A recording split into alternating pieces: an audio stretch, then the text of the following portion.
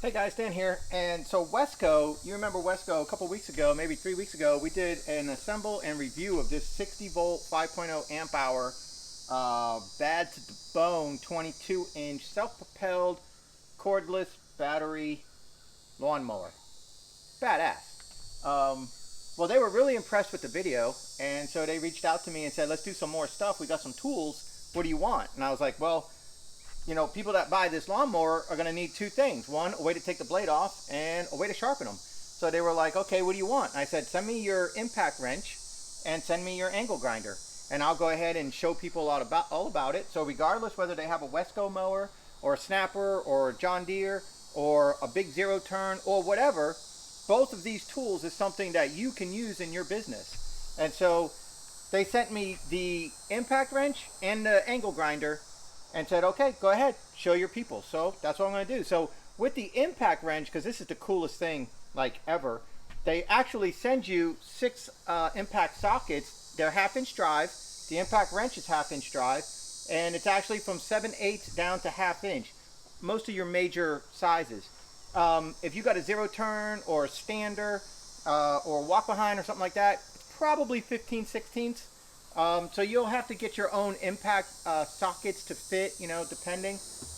I have 4 lawnmowers, 3 of which were given to me for review. And of those 4 lawnmowers, every single bolt that holds the blade on is a different size. So I was looking at that yesterday and I was like, that's just the way it is. So, you might want to buy yourself a little impact set if you're going to pick something up like this, okay? But this is really nice. All right, it's cordless.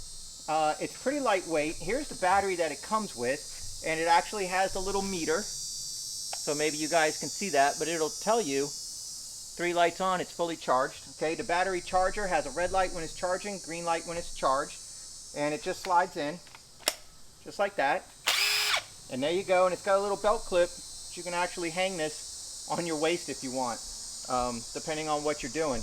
And like I said, it is 1/2 inch drive. It's reversible, of course, each way, and it's 230 foot-pounds. Okay, so that's the max. It also has a little light right here, so you can kind of see what you're doing if you're working in the dark. So that's pretty cool as well. It is brushless, so there is no sparks going on. So if you're working close to like fuel tanks or something like that, it is considered safe. Okay, so there you go. And then your 1/2 inch drives, they just pop on. All right, 230 foot-pounds, way too much torque. You could possibly damage your lawnmower. So you use this to break the torque, okay? You don't use this to apply. You just break your torque, take the bolt off, sharpen your blade, and then you put it back on with a torque wrench or something like that to the manufacturer's spec foot-pounds, probably like 40 or 60 foot-pounds, okay? This will go as high as 230 foot-pounds of torque, so you want to be careful with that.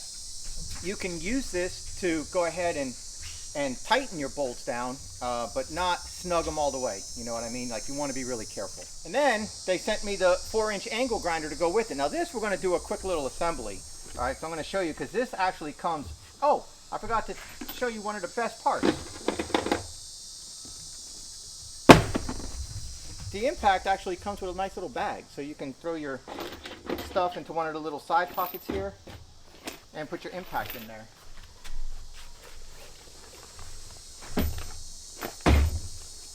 There you go. So you can keep all your stuff together, and you can keep the exact extensions and sockets and whatever you need for your blades all in one bag right here, and it zips. So you can zip it up, throw it in your lawn trailer or whatever you got, and you're good to go. Okay, back to the angle grinder. So the angle grinder, it's 4.5 inch. It's 4 amp, 6 amp. It's 6 amp, 4.5 inch. So that's pretty good. It comes with 3 grinding discs. Okay, you can also put cutting wheels on if you want, but it does come with 3 grinding discs, 4.5 inch. They are interchangeable with like Makita, Ryobi, DeWalt, whatever you may have laying around. They are interchangeable. The shield will be off of it. The handle will be off of it. Handles are optional. Comes with the spanner wrench.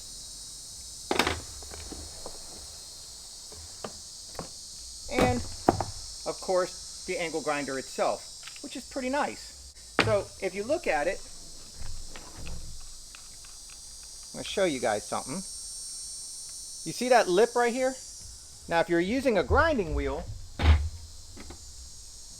then that lip goes in the grinding wheel, just like that. And then you see how it's pretty flat?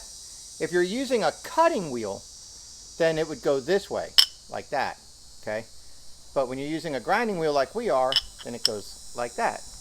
And you just drop this on like this. But before you do that, you want to put your safety shield on. So to put your safety shield on, it's really easy. It is metal, and it's got a Phillips head screw. So you got a notch, and a notch. And then you got a notch, and a notch. So you line up those notches.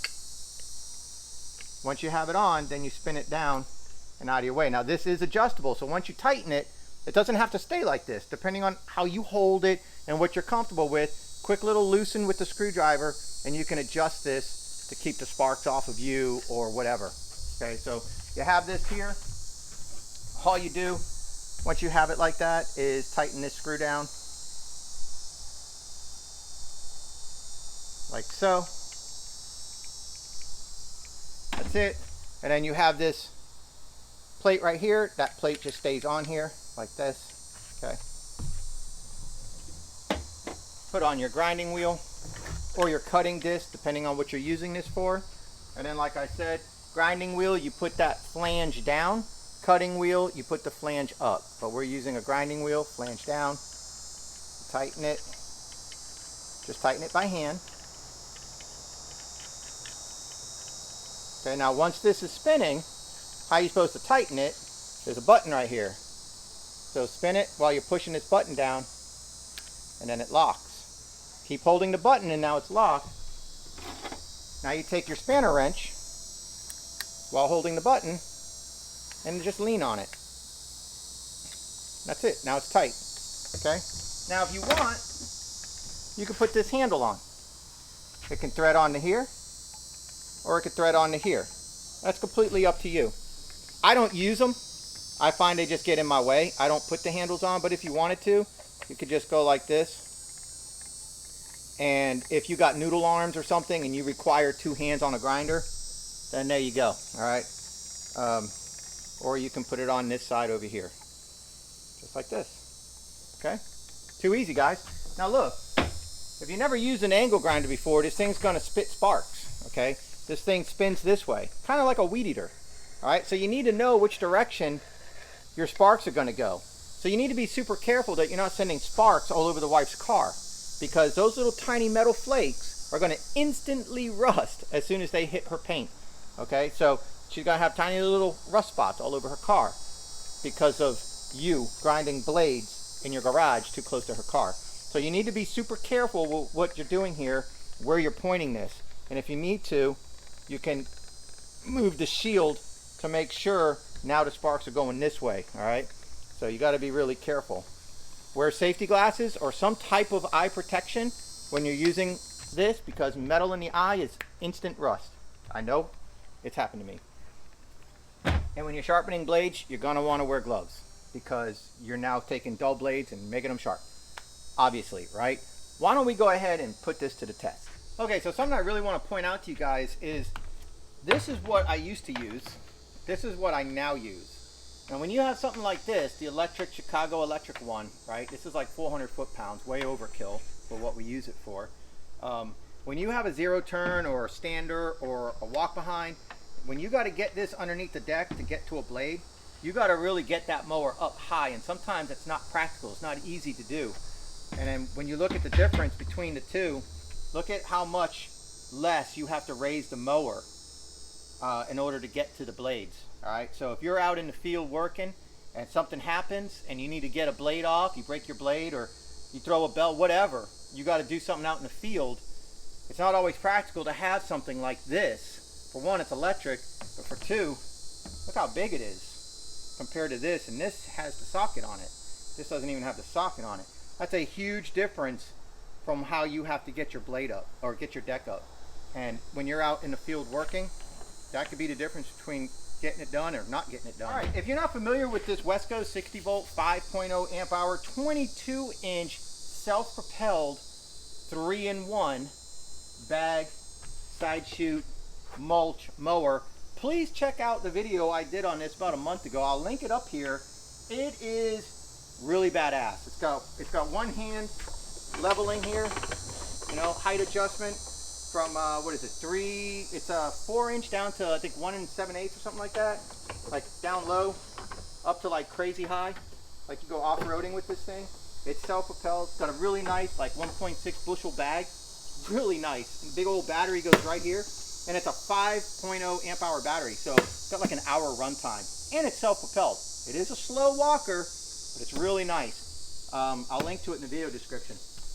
Something else that's really nice about it is when it's time to store it or service the blade or anything like that, you can pop this handle, put it down here, lock it in place, grab this handle, and you can stand your mower right up. So I got all that on display on a video, but now we got the cordless here. Gotta make sure we're going the right way. You always want to wear gloves, all right? Don't do as I'm doing, do as I say, wear gloves.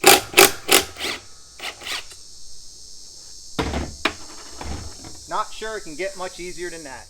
Put your gloves on, it's not rocket science, guys. Follow the angle of the blade.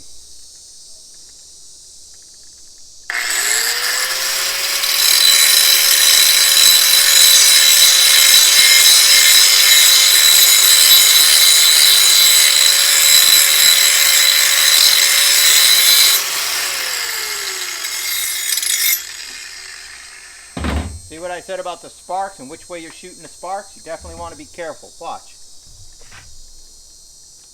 Man, this is a pain with gloves. See it?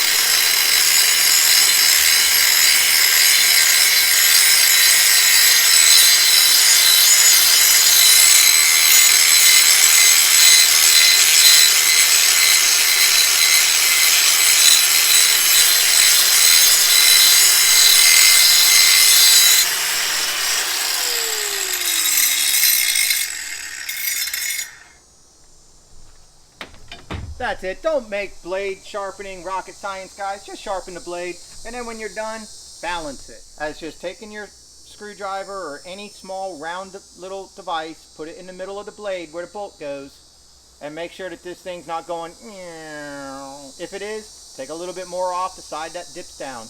Make sure you got it nice and level, and gently let go, and check your balance. That's about as good as you can get.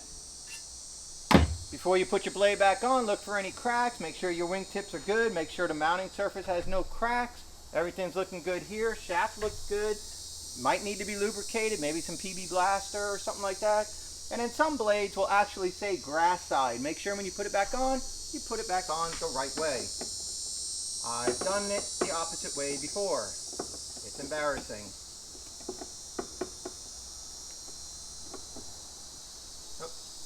And this actually has one notch and one not notch, so you have to put it a specific way. Grab your hardware.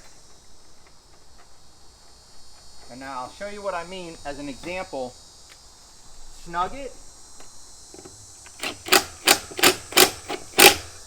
But don't lean on this. 230 foot-pounds is way too much torque for that nut. It's probably supposed to be about 60. So at this point, you get yourself the proper socket and ratchet or breaker bar or whatever, and you lean on it manually. All right, however you used to do it, put it back on the way that you know is not too tight. Don't tighten it with one of these or with the electric ones or something like that. That's just simply too much. All right, these are meant to really remove torque.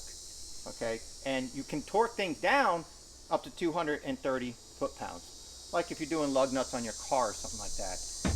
Very much can easily handle that. Pull the blade, put on your socket, and tighten it down